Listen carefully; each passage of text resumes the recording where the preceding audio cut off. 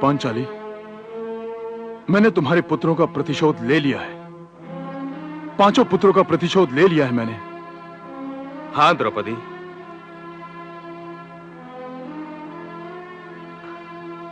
द्रौपदी, दुष्ट अश्वत्थामा ने जिस निर्दयता से हमारे पुत्रों का वध किया था, हमने भी उसकी वही दुर्दशा बना दी है। अब वो पापी मृत्यु के लिए यमराज से गिड़गिड़ाएगा, परंतु उसे मृत्यु नहीं आएगी, कदापि नहीं आएगी। देखो द्रौपदी, देखो, ये दिव्य मणि हमारे प्रतिशोध के जीत की निशानी है। अश्वत्थामा के माथे से हमने ये मणि नोचकर प्रतिशोध का यह अध्याय समाप्त किया है। बाकी सब के सब हमारे प्रतिशोध के प्रकोप से पहले ही नरक की आग में झोंके जा चुके हैं। बस करो भीमसेन, बस करो। प्रतिशोध की ये भाषा बंद करो। कल तक मैं स्वयं इस प्रतिशोध के शब्द का ही जाप किया करती थी, परंतु अपने ही पुत्रों को प्रतिशोध की अग्नि में भस्म होते देखकर इस प्रतिशोध के शब्द से घिन आने लगी है, घिन आने लगी है।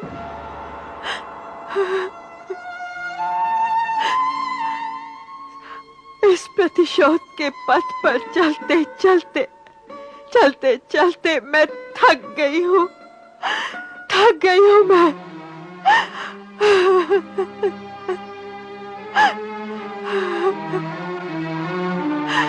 प्रतिशोध के पथ पर बिखरी लाशों से टकरा टकरा कर मेरी आत्मा घायल हो चुकी है। मेरे पैरों में छाले पड़ गए हैं।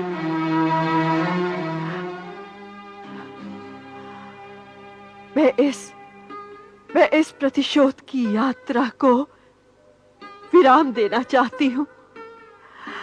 शांति चाहती हूँ मैं, केवल शांति चाहती हूँ मैं। द्रौपदी, अश्वत्थामा से छीनी हुई ये दिव्य मणि प्रतिशोध पर लगाया हुआ विराम ही तो है। ये दिव्य मणि तुम अपने पास रख लो, तुम्हारे मन को शांति मिलेगी। नहीं भीमसेन, नहीं। एक मां के लिए उसके पुत्र से बढ़कर कोई मणि, कोई हीरा नहीं होता। उसके हीरे मोती तो उसके पुत्र होते हैं, और मेरे तो 5 पुत्र लुट गए हैं, लुट गए हैं। केशव, तुमने मेरे पुत्रों को क्यों नहीं बचाया? तुम जानते थे कि उनके साथ क्या होने वाला है, इसलिए तुमने पांडवों को इस शिविर में नहीं सोने दिया। केशव, तुमने मेरी मांग को उजड़ने से बचाया। तुम चाहते तो मेरी गोद को उजड़ने से बचा सकते थे। बोलो केशव, बोलो, तो फिर क्यों तुमने मेरे पुत्रों को भाग्य की वेदी पर बलि चढ़ने दिया? बोलो केशव, बोलो। इसका उत्तर है तुम्हारे पास? है कोई उत्तर इसका तुम्हारे पास? केशव बोलो, तुम बोलो केशव, बोलो केशव, बोलो, बोलो केशव, बोलो।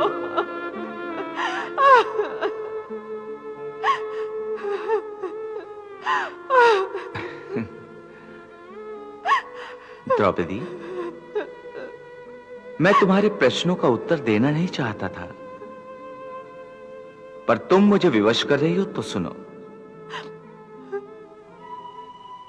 तुम सब मेरी वास्तविकता को अच्छी तरह से जानते हो,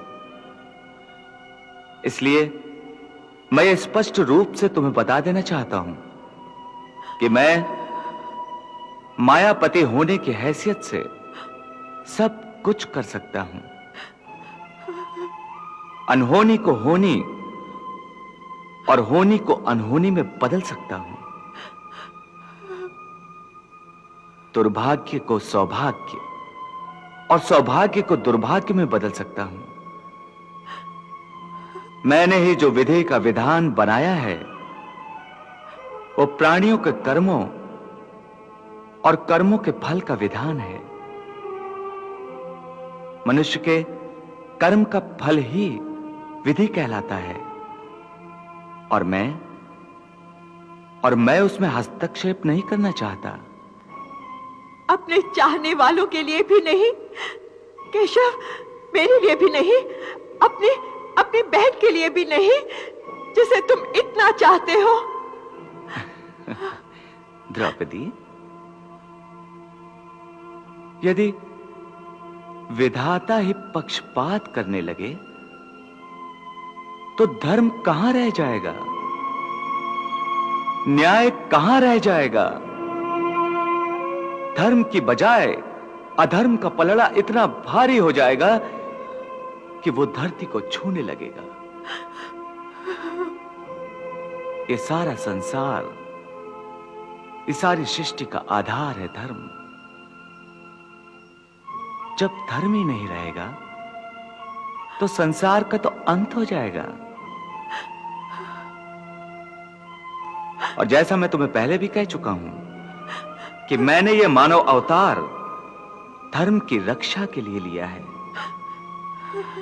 धर्म जब जब संकट में होगा तब तब मैं आऊंगा। हां, तब तब मैं आऊंगा। तो फिर द्रौपदी, मैं जो धर्म का रक्षक हूं वो भला धर्म का भक्षक कैसे हो सकता है? परंतु केशव, मैं तो एक मां हूं और ममता का तो धर्म ही अपनी संतान की रक्षा और उद्धार करना है। तो फिर मैं अपने पुत्रों की मृत्यु चुपचाप कैसे सह सकती हूं, कैसे सह सकती हूं? परंतु द्रौपदी, इस महायुद्ध में केवल तुम्हारे ही 5 पुत्रों को मृत्यु नहीं आई, दोनों पक्षों के लाखों योद्धा मारे गए। वो सब किसी न किसी के पुत्र तो थे, किसी के पति थे, किसी के पिता थे। यदि उन सब के चाहने वाले तुम्हारे जैसे विलाप में डूब जाएं और ईश्वर से उनकी मृत्यु का कारण पूछने लगे तो फिर क्या होगा? याज्ञसेनी, संसार में हर प्राणी अपने प्रारब्ध के अनुसार ही जन्म लेता है और अपनी निश्चित आयु तक जीता है। उसके बाद तो सभी को मृत्यु की शरण में जाना ही पड़ता है। द्रौपदी, तुम्हारे 5 पुत्रों की भी आयु निश्चित थी। उनका और हमारा साथ केवल इतना ही था। वो तो महान आत्माएं थीं जो अपना निश्चित कार्य पूर्ण करके चली गईं। ऐसी महान आत्माओं की मृत्यु पर यूं शोक करना हमें शोभा नहीं देता। हाँ द्रौपदी, केशव ठीक कह रहे हैं। उठो। हमारे पुत्र महावीर थे। वो वीर गति को प्राप्त करके स्वर्ग चले गए हैं। द्रौपदी,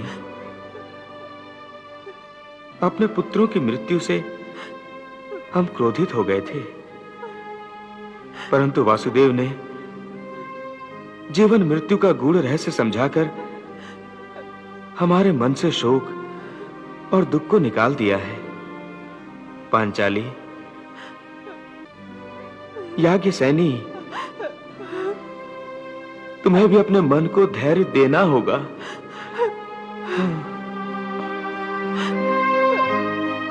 लो द्रौपदी, ये मणि,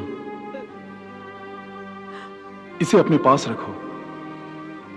अब ये तुम्हारे केशों में सच कर तुम्हारा गौरव बढ़ाएगी। नहीं भीमसेन, नहीं। इस मणि को मेरे केशों में नहीं बल्कि महाराज युधिष्ठिर के मुकुट में सजना चाहिए।